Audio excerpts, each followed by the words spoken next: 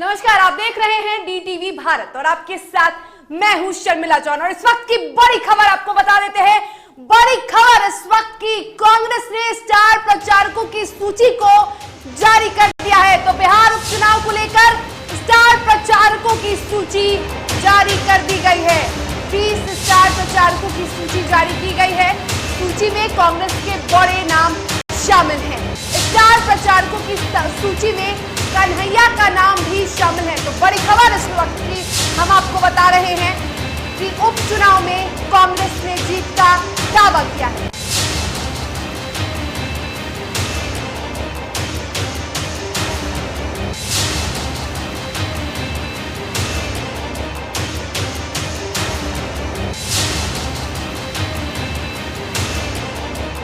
बड़ी खबर इस वक्त की, सूची में कांग्रेस के कई बड़े नाम शामिल हैं। स्टार प्रचारकों की सूची में कन्हैया का नाम भी शामिल है। उपचुनाव में कांग्रेस ने जीत का दावा किया है। तो बता दें कि कांग्रेस ने 20 स्टार प्रचारकों की सूची जारी की है।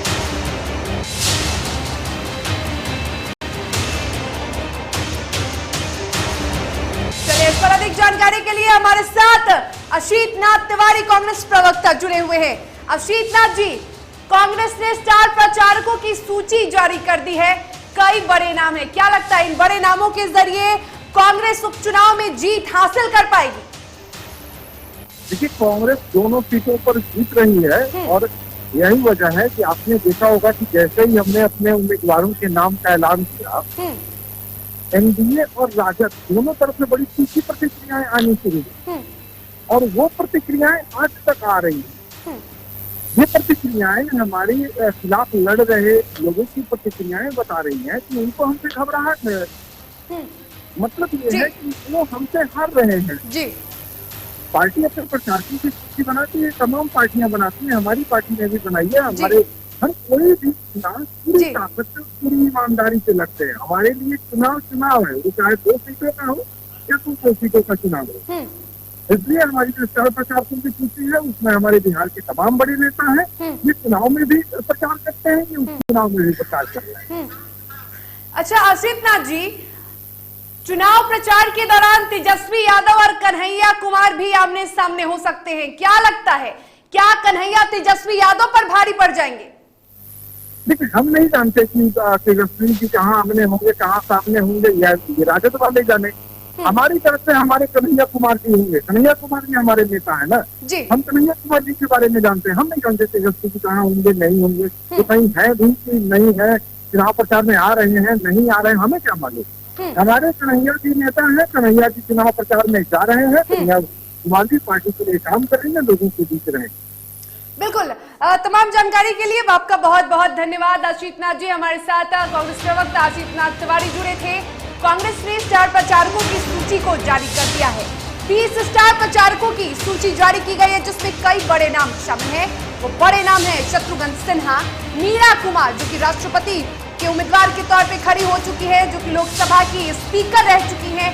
मीरा कुमार एक बड़ा नाम, शत्रुघ्न सिन्हा कांग्रेस का बड़ा चेहरा, और इसी के साथ कन्हैया कुमार पर भी इस बार कांग्रेस विश्वास जता रही है और कन्हैया कुमार को स्टार प्रचारक के नाम की सूची में शामिल किया गया है। तो बड़ी खबर इस वक्त की हम आपको बता रहे हैं। और कांग्रेस द्वारा स्टार प्रचारकों की सूची जारी की गई है, जिसमें कन्हैया कुमार का नाम भी शामिल है। और इसमें पटना में आरजेडी प्रवक्ता शक्ति यादव ने नामों को लेकर अब अपनी प्रतिक्रिया दी है। उन्होंने कहा कि उपचुनाव में कन्हैया कुमार के प्रचार करने से आरजेडी को कोई दिक्कत नहीं होगी। उपचुनाव के दोनों सीटों पर आरजेडी की जीत पक्की है। सूची जारी हुई है, नीतीश कुमार जी की भी सूची जारी हुई पार्टी की। न देश के प्रधानमंत्री हैं, न गृह मंत्री हैं, न राष्ट्रीय अध्यक्ष नड्डा जी हैं। क्योंकि ये उपचुनाव है और उपचुनाव में पार्टी अपना स्टेट यूनिट के हिसाब से काम करती है, तो उनका फैसला है। जिनको रखें, नेता को रखें, कार्यकर्ता को रखें, सबको रखने का फैसला पार्टी को। इंटैक्ट नहीं है तो एनडीए को फायदा तो होगा। आपको किसने कहा कि अलायंस इंटैक्ट नहीं है? बहुयात जो हमारे घटक दल हैं राष्ट्रीय जनता दल के, महागठबंधन के, वो राष्ट्रीय जनता दल के ही साथ हैं। कांग्रेस पार्टी का आदरणीय नेताओं ने वो फैसला लिया है चुनाव अलग लड़ने का, वो उनका फैसला है। पर जो हमने लगातार इन बातों को कहा है कि कोई लड़ाई में दूर दूर तक जदयू भाजपा दिखाई आपको दोनों सीटों पर नहीं पड़ेगी। और पटना में आज नेता प्रतिपक्ष तेजस्वी यादव की अध्यक्षता में राष्ट्रीय जनता दल के विधायक की बैठक बुलाई गई है, जिसमें दानापुर से आरजेडी विधायक रीतलाल यादव भी पहुंचे बैठक में हिस्सा लेने और मीडिया से बातचीत करते हुए बैठक को लेकर भी चर्चा की कि बैठक में क्या कुछ मुद्दों पर चर्चा की जाएगी। वहीं रीतलाल यादव ने बताया कि उपचुनाव में आरजेडी की जीत पक्की है।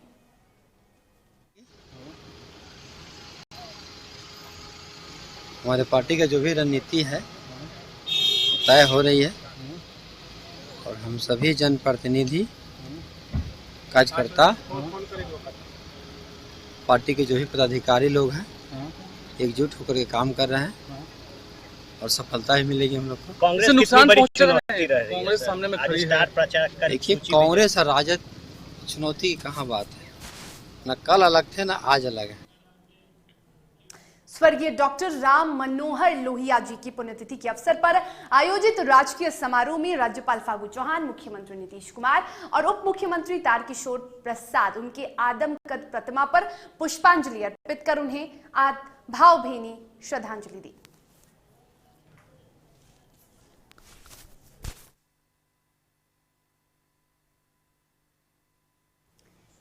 और बिहार के डिप्टी सीएम तारकिशोर प्रसाद का एक बयान सामने आया है। तारकिशोर प्रसाद ने बताया कि राम मनोहर लोहिया की पुण्यतिथि के अवसर पर उन्होंने कहा है कि मनोहर लोहिया महान समाजवादी रहे हैं और इसी के साथ सड़क से लेकर सदन तक लोगों के लिए उन्होंने आवाज उठाई है। वही समाज के सबसे कमजोर वर्ग के लोगों के लिए उन्होंने हमेशा आवाज उठाया है। और इसके साथ ही तारकिशोर प्रसाद का एक बड़ा बयान उपचुनाव को लेकर सामने आया है। उन्होंने कहा कि उपचुनाव के दोनों सीटों पर एनडीए उम्मीदवार जीत हासिल करेंगे और साथ ही महागठबंधन अब कहां रहा है, कांग्रेस और आरजेडी अलग हो चुके हैं और वहीं एनडीए एक साथ मजबूती से अपने प्रत्याशी के प्रचार प्रसार में जुटा हुआ है। और इसके साथ जनता के लिए जो एनडीए ने काम किया है जनता उसे जानती है और लालू प्रसाद यादव के प्रचार करने से कोई असर नहीं होने वाला है। जरा सुनिए क्या कुछ कहा है डिप्टी सीएम तारकिशोर प्रसाद ने। नेता रहे हैं और उन्होंने सड़क से संसद तक आम लोगों की बात की और हिंदुस्तान की जो आबादी जो सबसे कमज़ोर तबका है उसके लिए हमेशा वो आवाज़ उठाते रहे। आज उनकी पुण्यतिथि के अवसर पर हम उन्हें अपनी विनम्र श्रद्धांजलि अर्पित करें। ठीक है, उपचुनाव है तो उपचुनाव में हम सब गए हैं, उम्मीदवार भी घोषित हो गए हैं और हम लोग फिर जीतेंगे दोनों सीटें। लोक जनशक्ति पार्टी रामविलास के राष्ट्रीय अध्यक्ष चिराग पासवान अपने पिता की पुण्यतिथि मनाकर अब दिल्ली से पटना लौट चुके हैं। पटना पहुंचते ही उन्होंने मीडिया कर्मियों से बातचीत करते हुए कहा कि चुनाव आयोग ने हमारी पार्टी को लोक जनशक्ति पार्टी रामविलास का नाम दिया है और इससे साफ जाहिर होता है कि रामविलास पासवान का असली उत्तराधिकारी कौन है। पार्टी के इस नाम के साथ हम बेहतर काम करेंगे। प्रभारियों की नई टीम बनाई जा रही है। विधानसभा में किसे चुनाव प्रभारी बनाया जाएगा इस पर विचार हो रहा है। जल्द ही इसका ऐलान भी कर दिया जाएगा। विधानसभा की 2 सीटों पर हो रहे उपचुनाव को लेकर चिराग पासवान ने बड़ी बात कह दी है। चिराग ने कहा कि दुर्गा पूजा के बाद लोक जनशक्ति पार्टी रामविलास के नेता और कार्यकर्ता दरभंगा के कुशेश्वर स्थान और मुंगेर के तारापुर विधानसभा क्षेत्र में कैंप करेंगे। इन दोनों सीटों पर एलजेपी के उम्मीदवारों की जीत पक्की है। कार्यकर्ताओं में ये उत्साह है। पार्टी को जिस तरीके से हमारे नेता आदरणीय रामविलास पासवान जी का नाम मिला है, लोक जनशक्ति पार्टी रामविलास, ये अपने में दर्शाता है कि पार्टी का सही मायनों में उत्तराधिकारी कौन है। और इस नए नाम के साथ लोक जनशक्ति पार्टी रामविलास नाम के साथ ये पार्टी दोनों उपचुनाव में हमारे प्रत्याशियों की जीत सुनिश्चित होगी। इस बात का विश्वास हम लोगों को बस दशहरे के तुरंत बाद से। चलिए खबरों में रुकेंगे एक छोटे से ब्रेक के लिए। खबरों के साथ जल्द हाजिर होंगे।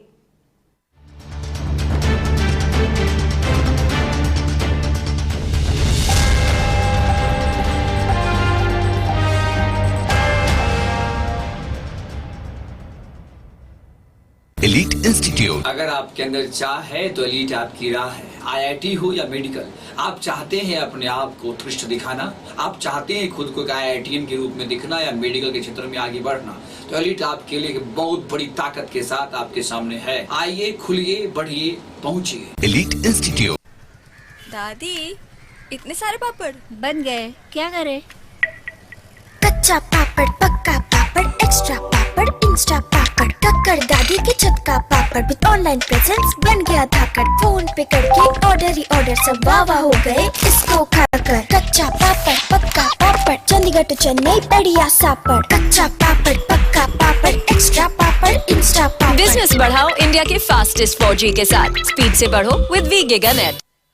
मैं पूरन भगत जी, पूर्व पार्षद, वार्ड नंबर 50, नवरात्रि के शुभ अवसर पर अलवर वासियों को, वार्ड वासियों को और भगवानपुरा वासियों को और सब बहन भाइयों को नवरात्रों की शुभकामना देता हूँ। और ये रहा आपका बर्थडे गिफ्ट। पापा, बेटा ये कैसा है? ये दुनिया क्यों न समझे, मेरी दुनिया बदल गई।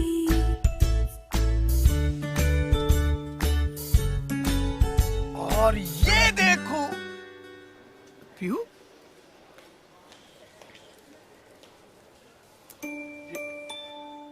पीहू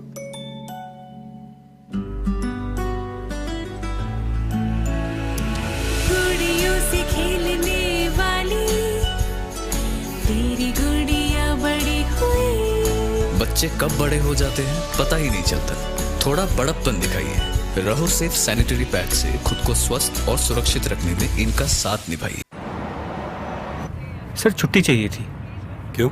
गांव के सारे घर कच्चे थे, बाढ़ में ढह गए, मेरा भी। Good morning sir. देखिए, बुनियाद भी पक्की, आपका नया घर भी पक्का, सालों साल चलेगा सर। ठीक है, ले लो छुट्टी।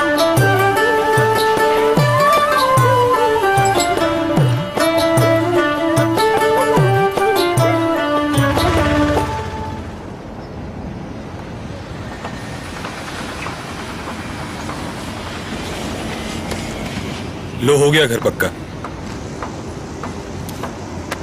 छुट्टी कैंसिल।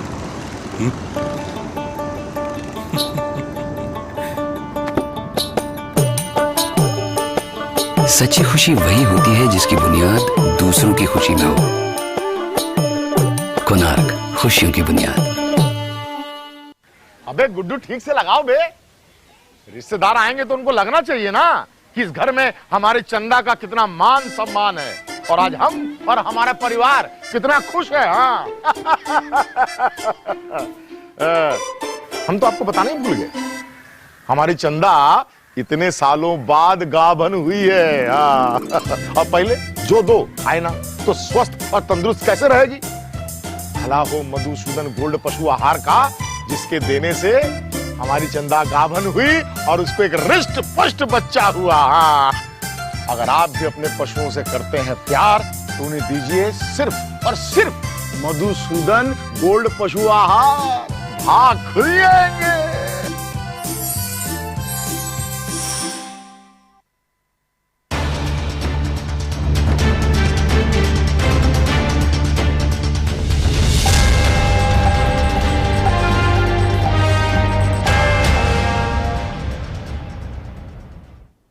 चलिए, ब्रेक के बाद एक बार फिर से आप सभी का स्वागत है। खबरों में आगे बढ़ेंगे और बात करेंगे बेगूसराय की, जहां पोखर से एक अज्ञात युवक का शव मिलने से इलाके में सनसनी फैल गई। बता दें कि घटना मुफस्सिल थाना क्षेत्र के रतनपुर बिशनपुर पोखर की है। दरअसल मंगलवार सुबह जब लोग पोखर किनारे घूमने गए तो पोखर में एक युवक का शव तैरता मिला। बता दें कि घटना की सूचना पर पुलिस ने मौके पर पहुंचकर शव को अपने कब्जे में लिया और पोस्टमार्टम के लिए भेज दिया है।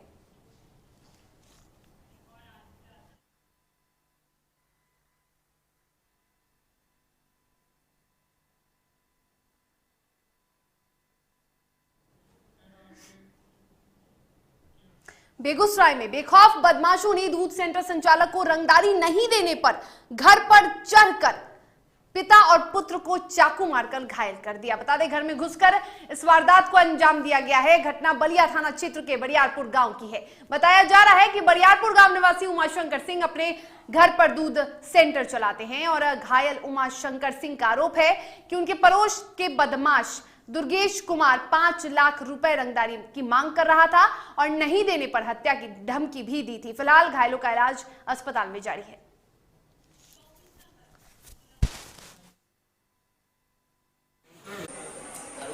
स्वर्गीय अरुण सिंह के पुत्र दुर्गेश कुमार, हम घर से बाहर निकले, वो लोग हथियार और चाकू लेकर तैनात था और मुझे और मेरे पिताजी को देखिए ब्लड गिर रहा है अभी भी।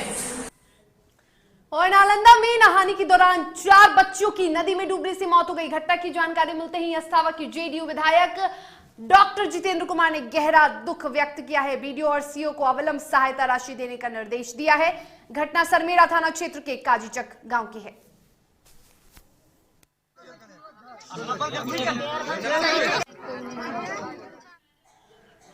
मुजफ्फरपुर दरभंगा NH 57 स्थित गायघाट थाना अंतर्गत मैची टोल प्लाजा के पास अनियंत्रित होकर फल लदा एक पिकअप पलट गया, जिसके बाद अफरा तफरी का माहौल हो गया। बता दें कि सड़क पर सारे फल बिखर गए। हालांकि इस घटना में किसी तरह का कोई हताहत नहीं हुआ है, लेकिन बीच सड़क पर पिकअप पलट जाने से पल भर के लिए आवागमन प्रभावित हुआ।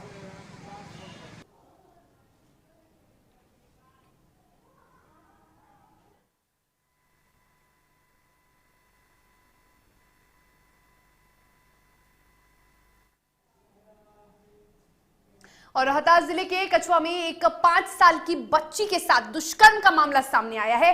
वहीं पुलिस ने आरोपी को भी गिरफ्तार कर लिया है। और आपको बता दें कि पीड़िता के पिता ने बताया कि पंचायत चुनाव के रंजिश के कारण उसकी बच्ची के साथ दुष्कर्म किया गया। मामले की शिकायत दर्ज होते ही पुलिस ने तत्परता दिखाते हुए आरोपी को गिरफ्तार किया है।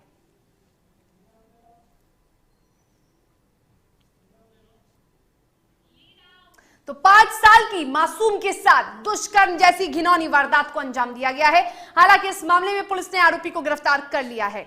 बता दें कि पीड़िता के पिता के अनुसार पंचायत चुनाव की रंजिश को लेकर इस घिनौनी वारदात को अंजाम दिया गया है। और मुंगेर शहर के 5 नंबर रेलवे गुमटी के पास सोमवार की देर रात कुछ असामाजिक तत्वों ने एक लड़के के साथ बेरहमी से मारपीट की, जबकि लड़की के साथ जबरदस्ती का प्रयास किया। बता दें कि शोर करने पर, शोर मचाने के बाद कुछ लोग वहां आए, जिसके बाद लफंगे वहां से भाग निकले। लड़के का इलाज सदर अस्पताल में चल रहा है। बताया जा रहा है कि शादीपुर निवासी अमित कुमार अपने महिला मित्र के साथ 5 नंबर गुमटी से शास्त्री नगर की ओर आ रहा था और जैसे ही वो गुमटी के पास पहुंचा, कुछ लोगों ने उसे हथियार के बल पर रोक लिया। महिला मित्र ने बताया कि रोकने वाला उसका भाई व कुछ दोस्त थे, जो हथियार के बल पर एक कमरे में ले जाकर अमित को बुरी तरह से उसकी पिटाई की। बाद में उसके साथ जबरदस्ती करने की कोशिश की। वहीं घटना के बाद पुलिस मामले की जांच कर रही है।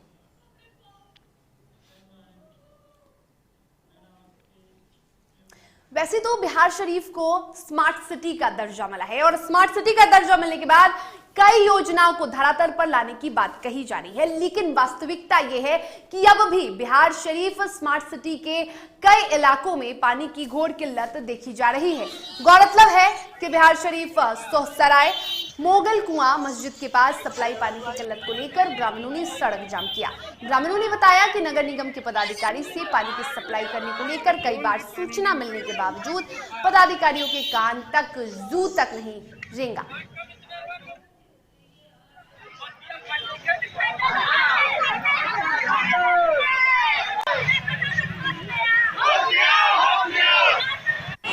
क्यों रोड जाम कर रहे हैं? पानी के चलते जाम कर रहा है। पानी 8-10 दिन से पानी नहीं दे रहा। हम लोग के 3 टाइम परमानेंट पानी चाहिए हम लोग के।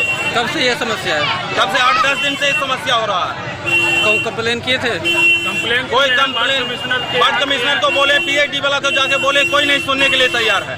6 महीने से पानी नहीं दे रहा है। पानी देता है 10 दिन देता है, 20 दिन गायब कर देता है। बताइए हम लोग कहाँ से क्या करेंगे, कैसे करेंगे? क्या परेशानी हो रही है? पानी का बहुत परेशानी है। नया नल लगा है, उसमें भी पानी नहीं दे रहा है। वार्ड कमिश्नर यहाँ गए, बोले पानी चालू कर रहे हैं। और राजधानी राजधानी पटना में दुर्गा पूजा को लेकर हर वर्ष ट्रैफिक विभाग ट्रैफिक रूटों में बड़ा बदलाव करता है। इस साल भी ट्रैफिक विभाग ने ट्रैफिक में खासा बदलाव किया है। आइए हम आपको बताते हैं और ग्राफिक्स के जरिए आपको दिखाते हैं कि इस बार राजधानी पटना में ट्रैफिक नियमों में क्या कुछ बदलाव किए गए हैं। तो चलिए, शहरी क्षेत्रों में 12 से 15 अक्टूबर तक मालवाहक वाहन के परिचालन पर रोक रहेगी। नवरात्र को लेकर यह बड़ा फैसला लिया गया है। यात्री वाहनों के परिचालन पर भी रोक रहेगी। नवरात्र को लेकर ट्रैफिक विभाग ने इस नियम को जारी किया है जो 15 अक्टूबर तक रहेगा। दानापुर कैंट से सगुना मोड़ होकर खगौल दानापुर स्टेशन जाएंगे मालवाहक वाहन। तो नियम बदले हैं और रूटों में बदलाव किए गए हैं। दानापुर स्टेशन से बिहटा जाने वाले वाहन अब नेउरा होकर जाएंगे। दानापुर स्टेशन जिसे जाना है वो नेउरा होकर जाएगा। SP Verma road, Sinha library मोड़ और छज्जू बाग में नो पार्किंग जोन रहेगा, वहां पार्किंग करने की अनुमति नहीं दी जाएगी। गांधी मैदान जाने वाले छोटे वाहनों के रूट में भी बदलाव किया गया है। पटना जंक्शन गोरिया टोली चौक से एग्जीबिशन रोड होते हुए अब आपको गांधी मैदान जाना होगा। वहीं एनआईटी मोड़ तक छोटी गाड़ियों का परिचालन दोनों ओर से होगा और गांधी चौक के गायघाट तक छोटी गाड़ियों के रूट में बदलाव किए गए हैं।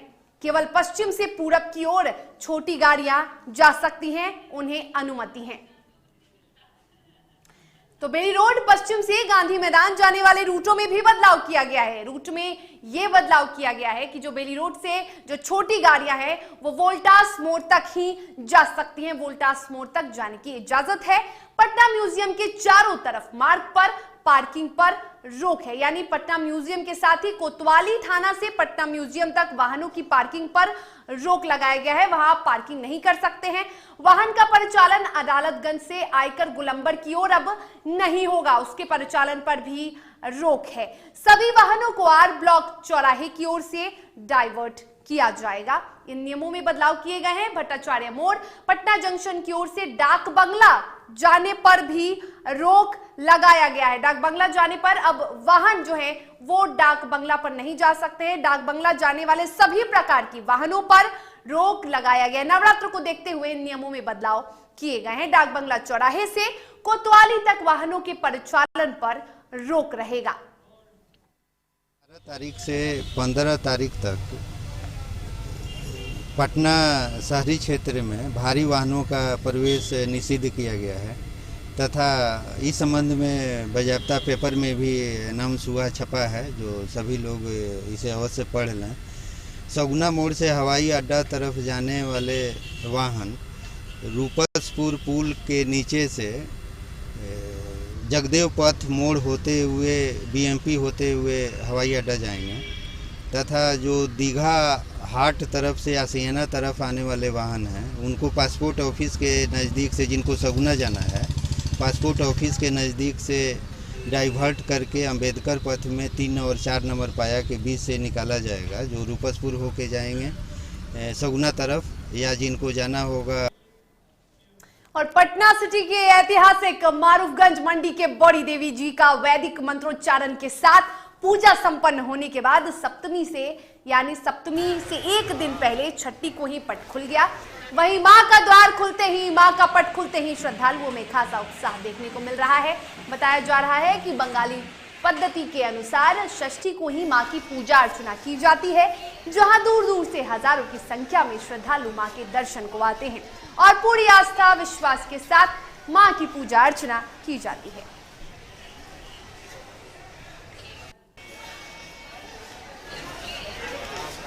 और खबर रोहतास जिले के दावत थाना क्षेत्र के कोआत बाजार की है, जहां नवरात्रि के 7वें दिन मंगलवार की सुबह में दैविक मंत्रोच्चारण के साथ मां दुर्गा का पट खोल दिया गया। वहीं मां दुर्गा का पट खोलते ही भक्तजनों का मां दर्शन के लिए भीड़ जुटने लगा। आपको बता दें कि आज सप्तमी है, यानी नवरात्र का 7वां दिन, जिसे सप्तमी के रूप में जाना जाता है। और आज के दिन मां दुर्गा के काल रात्रि स्वरूप की पूजन की जाती है।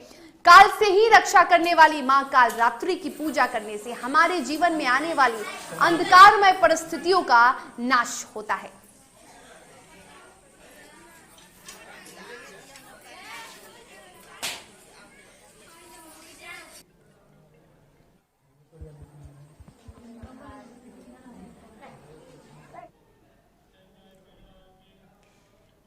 और नवरात्र की धूम देखी जा रही है। हर ओर माहौल भक्तिमय हो चुका है। मोकामा रेलवे कॉलोनी में बंगाली पद्धति से माता दुर्गा का पटाभिषेक किया गया। माता की जय घोष और वैदिक मंत्रोच्चारण के साथ मां का पट खोला गया और इस अवसर पर ढोल और गाजे बाजे के साथ भक्तों ने मां की पूजा अर्चना की और सुख शांति मंगल कामना की।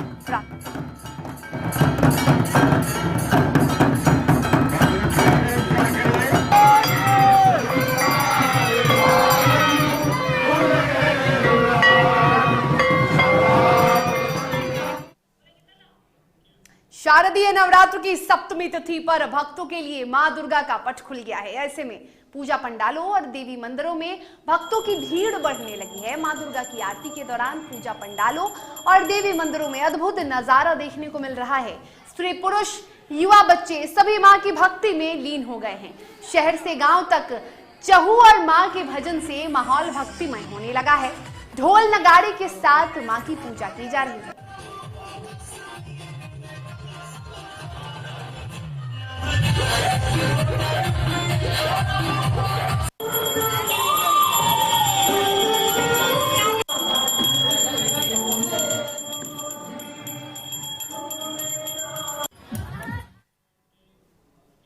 छातापुर थाना क्षेत्र के मेहदीपुर बाजार स्थित सार्वजनिक दुर्गा पूजा समिति के द्वारा शोभा जुलूस निकाला गया और ये शोभा यात्रा दुर्गा मंदिर परिसर से रामपुर तक की गई, जहां बेल तोड़ने के बाद पुनः दुर्गा मंदिर वापस आया गया और इस शोभा जुलूस में माता के भक्त सम्मिलित हुए। इस दौरान मां के भक्तों ने जय माता दी, शेरावाली मां की जय हो जैसे जयकारों से माहौल को भक्तिमय कर दिया।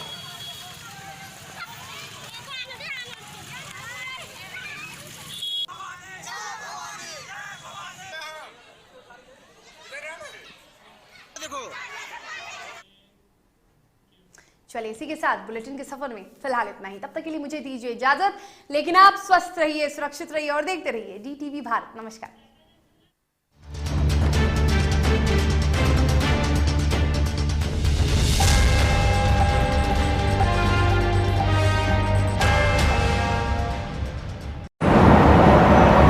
सर छुट्टी चाहिए थी। क्यों? गांव के सारे घर कच्चे थे, बाढ़ में ढह गए, मेरा भी। Good morning sir. देखिए बुनियाद भी पक्की, आपका नया घर भी पक्का, सालों साल चलेगा सर।